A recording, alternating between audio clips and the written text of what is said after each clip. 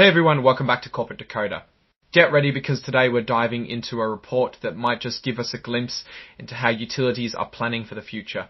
And let's just say there are some interesting dates being tossed around. So what's the big story today? It's all about Pinnacle West Capital Corporation and its subsidiary Arizona Public Service Company dropping their latest report. It's a standard current report on Form 8K, usually used for major company announcements. This filing, tagged with PON 2258000IOL6, covers the crucial period ending August 6, 2025.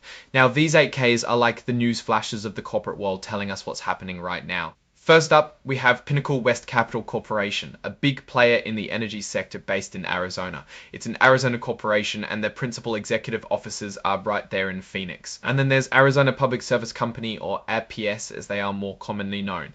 This is their main operating subsidiary, also an Arizona corporation and headquartered at the same Phoenix address. They're the ones actually delivering the power to homes and businesses. Pinnacle West's common stock is traded on nothing less than the New York Stock Exchange under the ticker symbol PNW. This tells us they're a publicly traded company, meaning a lot of people have their money invested in them. Now, the meat of the report usually comes in these specific items. Item 202 is all about the company's financial health and operational results. This tells us that on August 6th, Pinnacle West put out a press release on their financial results for the quarter that ended on June 30th. This is where we usually find those key numbers that tell us how the company is really doing. Think of it as the company's report card for the last 3 months.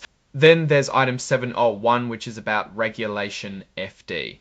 This is a rule that ensures everyone, big investor or small, gets the same information at the same time. It prevents companies from giving secret tips to certain people. Here, Pinnacle West is sharing the slides they used for their earnings conference call on August 6th. These slides are usually packed with more details and often give a look ahead, talking about their earnings outlook for the rest of the year. It's like getting to peek at the presenter's notes.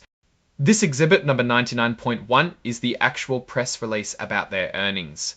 It's the official announcement of their financial situation. And exhibit 99.2 is that slide presentation we just mentioned.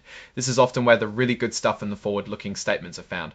This specific description tells us it's about their second quarter 2025 results and was part of the August 6th conference call. So while the report date is August 6th, the results are for the quarter ending June 30th. This is important because companies report after the fact, giving them time to crunch the numbers. And who's signing off on this important document? Well, it's Andrew Cooper, who holds the impressive titles of Senior Vice President and Chief Financial Officer. When the CFO signs off, it means these numbers have been vetted and approved at the highest financial level. Now let's get to the part everyone really cares about, the financials. While this particular 8K filing is more about announcing that financial information has been released via a press release and a presentation, we often find key highlights directly in these documents, or at least are pointed to where they are. In this case, the press release and presentation are the sources of truth. The press release, as mentioned, details the financial results for the quarter ended June 30, 2025. This is a critical period for utilities. They are governed by regulations, and their earnings are often tied to specific rate structures approved by authorities. So any change in their financial performance can have direct implications, not just for investors, but also for consumers through electricity rates. Let's imagine what we might find in that press release and accompanying presentation. We'd be looking for revenue figures, earnings per share, and maybe some commentary on how their various operations performed. For a company like Pinnacle West, which is a regulated utility holding company, their performance is heavily influenced by the operational results of Arizona Public Service Company. APS's ability to generate revenue and manage costs directly impacts Pinnacle West's bottom line.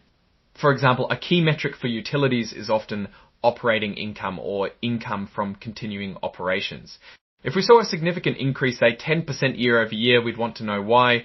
Did electricity sales go up because of unusually hot weather driving higher demand for air conditioning, or did they get approval for a rate increase from regulators allowing them to charge more? Or perhaps they managed to reduce their operating costs, maybe by being more efficient with their power plants or controlling administrative expenses.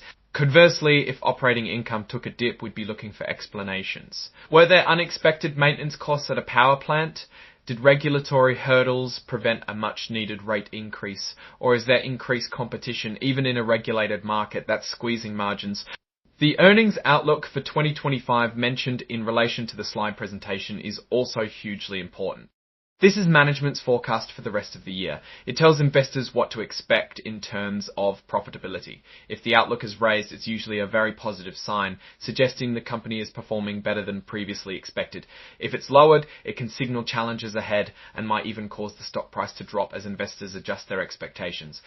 Think about it this way. If APS is responsible for providing reliable power and they have to shut down a plant for unscheduled repairs, that's downtime.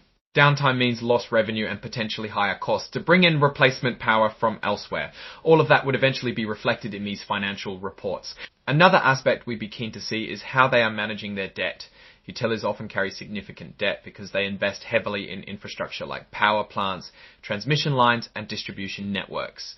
While debt can be a risk, especially if interest rates are rising or if their cash flow is not stable enough to cover payments, we'd want to see if their debt to equity ratio is at a healthy level. Looking at the structure of the filing, it's clear that Pinnacle, West, and APS are reporting together.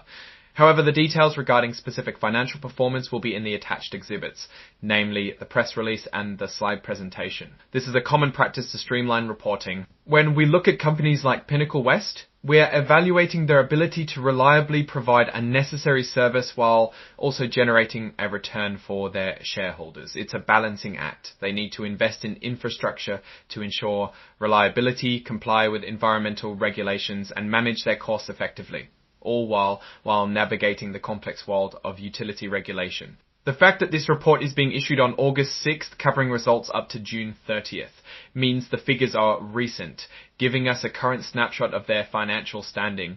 Investors would be scrutinizing these numbers to see if the company is on track to meet its projected performance for the year. For instance, if the earnings per share for the quarter was significantly higher than analyst expectations, it could signal a strong performance and potentially lead to an upgrade from analysts, which in turn can impact the stock price positively. If they missed expectations, the opposite could happen. We also have to remember the external factors. For a utility in Arizona, things like weather patterns play a huge role. A hotter summer means more air conditioning use, leading to higher electricity consumption and thus higher revenue. Conversely, milder weather could mean lower revenues. Also, regulatory decisions are paramount. Any changes in how they are allowed to price their services can dramatically affect their profitability. This mention of an interactive data file or XBRL is crucial. It means the financial data is presented in a machine-readable format, allowing for easier analysis and comparison. This is a move towards greater transparency and efficiency in financial reporting. Let's consider the business strategy here. Pinnacle West through APS is likely investing in its grid modernization, perhaps exploring renewable energy sources and managing its existing fossil fuel generation assets. Their success depends on effectively executing these strategies while keeping costs under control and satisfying regulatory requirements.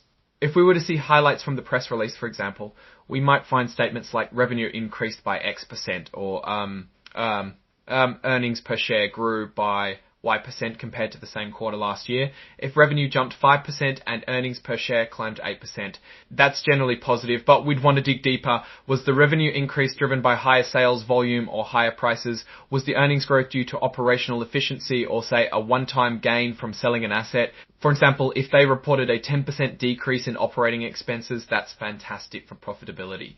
It suggests good cost management.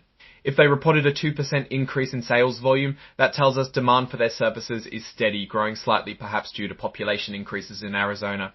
Now, my take on this filing. Reports like these are vital for understanding the financial health and strategic direction of companies, especially in the utility sector, which is so fundamental to our economy. Pinnacle West and APS are operating in a dynamic environment with evolving energy demands and regulatory landscapes. Their ability to adapt to new technologies, manage costs, and maintain a strong relationship with regulators will be key to their future success. The focus on financial results for the quarter ended June 30th, 2025, and the forward-looking outlook issued on August 6th highlights the importance of timely and transparent information for investors.